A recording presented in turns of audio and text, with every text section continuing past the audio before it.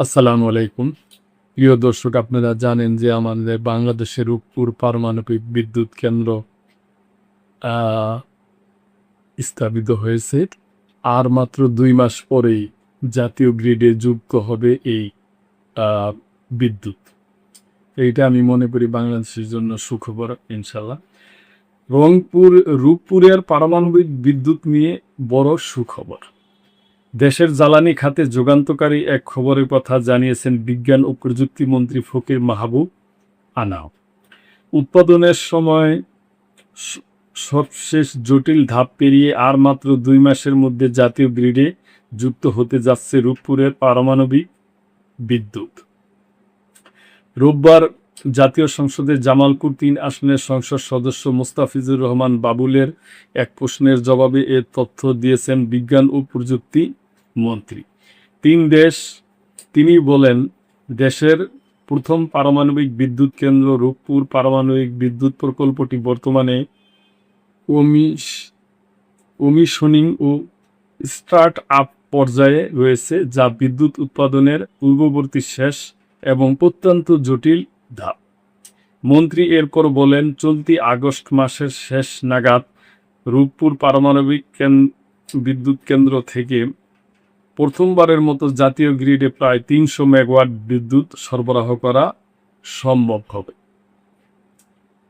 ফকির মাহবুব আনাম বলেন, প্রথমবারের মতো পারমাণবিক শক্তি থেকে উৎপাদিত বিদ্যুৎ জাতীয় গ্রিডে যুক্ত হওয়ার এই ঘটনাটি দেশের জ্বালানি নিরাপত্তা, নিরবচ্ছিন্ন বিদ্যুৎ সরবরাহ এবং পরিচ্ছন্ন জ্বালানি ব্যবহারের ক্ষেত্রে একটি নতুন অধ্যায়ের সূচনা করবে। এদিকে দেশের নিম্ন আয়ের মানুষের জন্য আরেকটি বড় সুখবর দিয়েছেন গৃহায়ণ ও গণপূর্ত মন্ত্রী জাকারিয়া তাহের। রাজধানী করাই বস্তি সহ দেশের ৫৮টি এলাকায় নিম্ন আয়ের মানুষের জন্য সরকারি ও বেসরকারি যৌথ উদ্যোগে ১ লাখ সাশ্রয়ী ফ্ল্যাট নির্মাণের পরিকল্পনা হাতে নেওয়া হয়েছে বলে জানান তিনি। ব্রাহ্মণবাড়িয়া ২ আসনের স্বতন্ত্র সংসদ সদস্য রমিন ফারহানের এক প্রশ্নের জবাবে মন্ত্রী জানান, গাজীপুরের টঙ্গীর দত্তপাড়ায় জাতীয় গৃহায়ণ কর্তৃপক্ষের ৯৮ একর জমিতে এবং দেশের রাজশাহী, দিনাজপুর, বরিশাল, খুলনা, কুষ্টিয়া, ময়মনসিংহ ও নারায়ণগঞ্জ সিটি কর্পোরেশন সহ বিভিন্ন পৌর এলাকার ৩৭টি বস্তিতে স্বল্প আয়ের মানুষের উন্নত আবাসন নিশ্চিত করতে প্রকল্প গ্রহণের উদ্যোগ নেওয়া হয়েছে। এর বাইরেও রাজশাহী, খুলনা ও চট্টগ্রামে চৌকের জমিতে ভাড়া ভিত্তিক এবং সাশ্রয়ী আবাসন প্রকল্প বাস্তবায়নের পরিকল্পনা রয়েছে।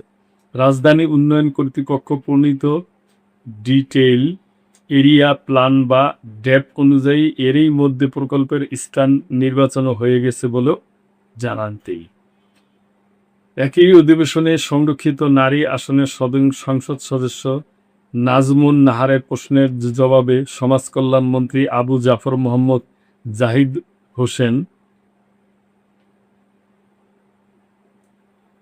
জানান, পিতামাতার ভরণ পোষণ আইন ২০১৩ এর শাস্তির মেয়াদ, জরিমানা এবং কারাদণ্ড সংক্রান্ত বিষয়গুলো স্টক হোল্ডারদের মতামতের ভিত্তিতে সংশোধন করা হবে।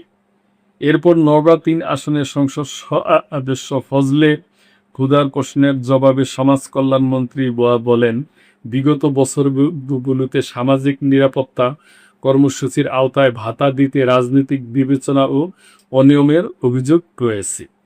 এই অনিয়ম দূর করতে সারা দেশে প্রকৃত দুস্থদের তালিকাভুক্ত করা এবং ভুয়া সুবিধাভোগীদের বাদ দিতে একটি শুদ্ধি অভিযান ও ডাটাবেস যাচাই বাছাইয়ের উদ্যোগে নেওয়া হয়েছে, যার জন্য গত ১৯শে এপ্রিল একটি পূর্ণ যাচাই বাছাই কমিটিও গঠন করা হয়েছে। ভাতা বৃদ্ধির বিষয়ে ফেনী ২ আসনের সংসদ সদস্য জয়নাল আবেদিনের প্রশ্নের জবাবে সমাজ কল্যাণ মন্ত্রী জানান, দেশে প্রবীণ জনসংখ্যা ক্রমান্বয়ে ভাতা বৃদ্ধি পাচ্ছে। চলতি বছরে ৬১ লাখ উপকারভোগী ৬৫০ টাকা হারে মাসিক ভাতা পাচ্ছে, যার মোট বরাদ্দ 4,791,31,000 টাকা।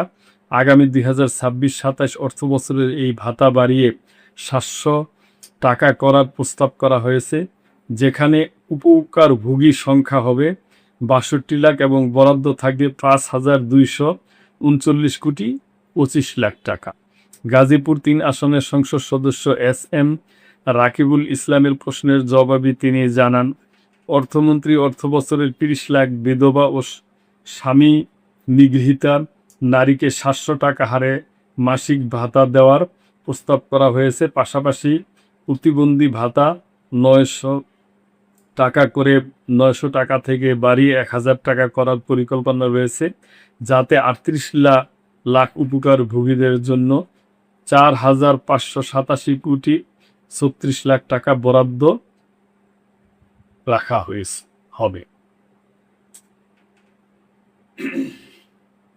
স্বতন্ত্র সংসদ সদস্য মোহাম্মদ সালমান ওমরের প্রশ্নের জবাবে মন্ত্রী আরও জানান, দেশের 44টি জেলার 55টি উপজেলায় পাইলটিং হিসাবে এরই মধ্যে 3টি পর্যায়ে 69,387 জন নারী প্রধানের নামে ফ্যামিলি কার্ড ভাতা সহ অন্যান্য সুবিধা করা হয়েছে। তো প্রিয় দর্শক, এটা ছিল মনে করেন আপনার সংসদের বিভিন্ন সদস্য এবং মানে তারা মন্ত্রীদের প্রশ্ন করছে এবং সেই প্রশ্নের ভিতরে তারা এই প্রশ্নের উত্তরে এই সমস্ত উদ্যোগগুলা জানাইছে। প্রিয় দর্শক, এ ব্যাপারে আপনাদের কোনো মন্তব্য থাকে অবশ্যই করবেন এবং লাইক, কমেন্ট, শেয়ার করে সাবস্ক্রাইব করে চ্যানেলটির পাশেই থাকবেন। আল্লাহ হাফেজ।